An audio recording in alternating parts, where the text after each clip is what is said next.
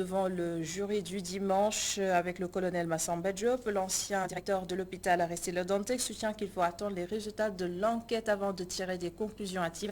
Il a également livré son analyse sur les premières sanctions qui ont été prises à Abdourahmani.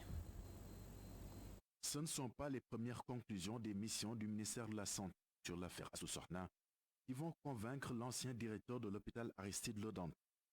Des conclusions qui ont épinglé des agents de santé de l'hôpital Amadou Sakhir Mbaye de Louga pour négligence, mais le colonel Massamba Diop se veut prudent. Il estime que seuls les résultats de l'enquête peuvent déterminer les vraies circonstances de la mort de Astou Sorna. Je ne dis pas négligence, que le dossier est en cours d'instruction. Je pense que ce sont les conclusions du juge d'instruction qui permettront au procureur d'apprécier et que le juge tranchera. Ce plan-là, vraiment, je me réserve le droit de ne pas le commenter. Le chapeau de la culpabilité, c'est ce que le désormais ex-directeur de l'hôpital Amadou Sakhir Mbaye a été contraint de porter, ce qui lui a donc valu son poste. Rien de surprenant aux yeux du colonel Diop, qui concède au chef de l'État son pouvoir discrétionnaire, lui permet de nommer ou de démettre qui il veut. C'est lui qui nomme à tous les emplois civils et militaires, donc il a la liberté, le droit, le pouvoir de nommer n'importe quel Sénégalais qui a la compétence à n'importe quel poste. C'était la bonne décision à prendre. Je ne juge pas les décisions de M. le Président. Et celle de suspendre aussi les autres travailleurs. Peut-être que c'est une mesure conservatoire en attendant que la vérité. Un hôpital qui a hérité d'une mauvaise réputation depuis cet incident, encore que ses performances sont importantes, commente le colonel Massamba Diop. Il étaye ses propos par des chiffres. Selon les dernières informations que j'ai eues de la DRS, la direction des établissements, il faut 9 accouchements par jour. Multiplié par 360, on est presque à 3000 et quelques. Ils ont fait 28 400 consultations gynécologiques au profit des populations. Et ils ont un décès. Cette période de tension est aussi marquée par le cri du cœur des autorités administratives de l'hôpital Le Dantec, notamment sur l'état de délabrement de la structure. Le colonel Massamba Diop pense qu'il faut tout raser et reconstruire l'hôpital. Ses explications.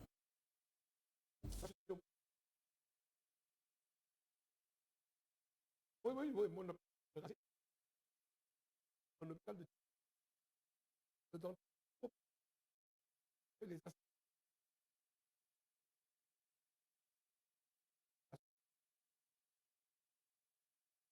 Réfléchir. Même les acteurs qui étaient dans l'équipe et que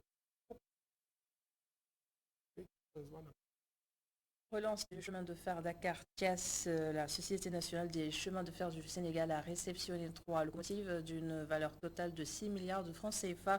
Et déjà à Thiès, les ateliers de maintenance du matériel ont repris service. Isidore Alexandre Sen. Dans les ateliers de maintenance, les machines ne tournaient pas. Des locomotives à la gare, mais qui n'ont pas sifflé depuis longtemps. Bref, des épaves. Monsieur le directeur général Kibili Touré a mis beaucoup de moyens ces temps-ci pour préparer la relance. Quand on parle de relance, on parle des ateliers aussi. Ça fait un bon moment, il n'y avait pas d'activité dans nos ateliers. Tout était à l'arrêt, les ponts roulants ne fonctionnaient pas, les machines dont on a besoin pour faire les travaux ne fonctionnaient pas. Tous ces wagons-plats-là que vous voyez ici étaient à Bel Air. En premier lieu, c'était d'abord de rapatrier les wagons de Dakar à Thiès. Ce qui a été fait, après on a passé à l'expertise des wagons. Avant d'expertiser les wagons, il fallait d'abord que les ateliers soient accessibles. Il fallait aller vite, très vite même, à la relance. La Société nationale des chemins de fer engage le chantier. Réparation des machines, puis acquisition de nouvelles locomotives. Dans mon magistère de directeur général des chemins de fer, je suis dans une œuvre de technocratie. L'équation était simple. 2022, le gouvernement du Sénégal, la direction générale du Sénégal qui en est son bras opérationnel, ont réussi à s'équiper par nos propres moyens nationaux, parce que c'est aussi ça la fierté. La fierté, ce n'est pas seulement un langage rhétorique de nationalisme et de patriotisme, ce sont des actions. En effet, ces engins sont venus mettre fin à 37 ans de léthargie puisque la société n'avait pas acheté de locomotives durant tout ce temps. Depuis 37 ans, le ministre vous l'a dit, la dernière fois que le Sénégal avait pu équipé en locomotive, c'était en 1985. Et je précise qu'en 1985, c'était quasiment un don. C'était l'ACDI. Donc, il faut le rappeler. Le ministre en charge du réseau ferroviaire s'en félicite. Nous devons féliciter le DG du chemin de fer qui a fait de gros efforts pour avoir ce travail d'acquisition qui n'était pas évident. Et j'en profite vraiment pour le féliciter. Évidemment, après ces locomotives, nous allons nous concentrer sur les travaux de réhabilitation des rails entre Thiès et Dakar, et entre Thiès et Tambacounda, étant donné que le gouvernement a déjà investi beaucoup d'argent pour réfectionner la voie entre Thiès et Dakar. Une bouffée d'oxygène pour le port autonome de Dakar. Et avec le train, on peut passer facilement de 65% de part de marché dont nous disposons aujourd'hui sur le Mali. On va aller facilement sur 80%. Dans un premier temps, la ligne Dakar-Thiès va être fonctionnelle. Dakar-Tambacounda va l'être aussi dans un avenir proche. Ainsi, la relance roule sur de bons rails. Et après plusieurs années de lutte ardue, les cheminots se réjouissent enfin de la relance annoncée de leurs activités. Et selon le secrétaire général du CITRAI, plusieurs emplois seront créés. Mamba Tonkara, que nous écoutons. Soulagé, hein. Comme vous le savez, l'arrêt est très long. Et comme depuis la résiliation du contrat de concession à nos jours, nous vivons des difficultés morales. Avec un travailleur, son seul souci, c'est d'aller au travail et exécuter ses services. Et aujourd'hui, nous disons Alhamdulillah, rendons grâce à Allah. Nous remercions le président de la République qui avait dit tout à fait. Il nous avait dit que je vais résilier le contrat de travail et remettre en place Dakar Bamako, vous accompagner à sa relance. Et depuis lors, c'est de nous accompagner dans ces difficultés. Aujourd'hui, si nous recevons ces 3 premières locomotives, dans le cadre de cette relance vers Tamba et actuellement de redynamisation des chemins de fer, nous ne pouvons que s'en réjouir et vraiment féliciter le gouvernement du Sénat et les ministères qui ont quand même qui n'ont ménagé aucun effort pour la réalisation de ces efforts. Ça va relancer les emplois parce que comme vous le savez, le chemin de fer est comme encore nid d'emploi du point de vue de l'entretien des infrastructures et du matériel. Et certainement, ne serait-ce que pour la réhabilitation de la voie, ça peut faire plus de 1000 emplois. Donc, dans le cadre du projet de l'État, des emplois des jeunes, là, le chemin de fer est tenu. Toute autre chose à présent, le président du CNRA dénonce les dérives dans les télévisions, surtout en cette période de Ramadan. Babacar Diagne fait notamment allusion à la présence de personnes qui se font passer pour des journalistes. Il alerte alors sur un risque dangereux pour les métiers et invite les professionnels à défendre leur corps. Je vous propose de l'écouter au micro de Mamadou Gaïkissé. Mais notre position cassée est connue. Vous savez, d'ailleurs, nous, chaque année, la veille du Ramadan, nous alertons, nous sortons des communiqués pour mettre en garde contre ces dérives. 67 agents de space auraient été aujourd'hui un problème par la mairie de global. Golfe Sud, Guédiawaye. Ils dénoncent un licenciement abusif et réclament 3 mois d'arriéré de salaire à la nouvelle maire Hadja Maïkourdjouf. En raison de dérives, porte-parole de ces agents, Omar Gueye, interrogé par Boudin. Les eaux jugées constituent pendant ce temps les eaux jugées constituent un véritable problème pour les acteurs de la Gueule-Tapée au salon du canal. L'air est devenu infect, l'environnement de plus en plus inapproprié. Qui ne sont pas de la profession, que l'eau du pavé. Ils ne sont pas de la profession, mais encore une fois, je le dis, on ne peut pas se mettre à taper tout le temps. Il faut qu'on s'associe, qu'on discute, qu'on se parle. Je pense qu'il y a une certaine fierté professionnelle à retrouver. Et il y a que Bali d'ailleurs fait un travail dans les coulisses parce que des fois, elle appelle au CNRA, elle appelle le cabinet. Nous avons un travail à faire, un immense travail cassé. Et j'assure, si on ne le fait pas, les lendemains seront durs. Parce que, vous savez, c'est nous qui façonnons les têtes de nos enfants.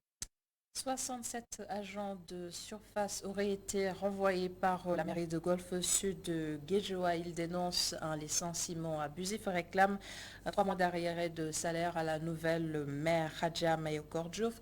Le porte-parole de ces agents, Omar Gueye, interrogé par Boudal Diaye. Madame le maire Khadija Mayekor Diouf a licencié 67 agents de surface de la mairie de Golf. Et c'est un licenciement abusif, sans motif ni raison. Khadija Mayekor Diouf a fait un scandale ici au niveau de la Cour de Golf, ce que la Cour n'a jamais connu. Et nous interpellons le président de la République, son Excellence M. Macky Sall, à intervenir sur ce cas. Madame le maire Aïda Sow Diawara, son prédécesseur, avait signé un contrat de 1 an avec ses agents de surface et elle les a reconduits 2 fois. Nous savons très bien que 2 contrats de CDD, ça conduit à un CDI. Maintenant, le problème est que Khadija Mayekor a renvoyé ses agents pour installer ses partisans. Maintenant, nous allons interpeller toute la commune de Golf, en l'occurrence le maire de la ville, Ahmed Aïdara. Nous avons déposé notre recours de la mairie. Et nous sommes allés au travail. En déposant ces papiers qui font permettre l'opinion nationale et internationale d'avoir Madame le maire Khadija Mayekor Diouf est en train de changer, de ternir l'image de Golf Sud. Et pendant ce temps, les eaux constituent un véritable problème pour les habitants de la Gueule-Tapée aux alentours du canal.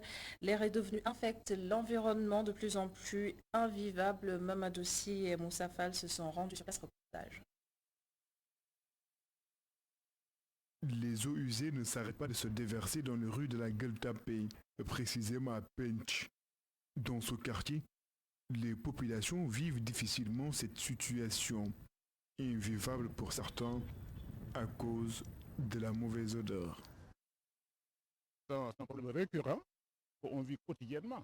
Et parfois même, je suis obligé de faire contour ici pour ne pas marcher dans l'eau usée. C'est invivable en fait. Nous vivons la même situation chaque jour. Chérif Aïdara fait sa ziar sur cette place. Même la prière du vendredi, nous la faisons ici. Nous avons avisé à plusieurs reprises, mais c'est toujours pareil. Il y a une voiture qui vient souvent pour déboucher, mais ce n'est pas suffisant. L'école élémentaire Elhadji Kodou Ndiaye fait elle aussi face à cette situation. Les eaux usées occupent la porte de l'établissement. Malgré les efforts de la direction, le problème reste entier. Quand nous venons le matin, nous trouvons qu'il y a partout de l'eau qui jaillit de partout, mais les enfants passent sur les eaux pour entrer dans l'école parce qu'on n'a pas d'autre issue pour arriver à l'enceinte de l'école. Le directeur, il a dépensé tellement d'argent de sa propre poche, mais jusqu'à présent, on ne parvient pas à trouver la solution vraiment. Les autorités sont invitées à trouver une solution définitive à ce problème. Il faut que les autorités nous aident à régler cette situation parce que nous aurons des enfants et puis l'école, c'est un milieu qui doit vraiment être dans des conditions vraiment propices. Président Macky Sall. Nous voulons que le président Macky Sall nous aide en changeant ces tuyaux. Ils ne sont plus en bon état.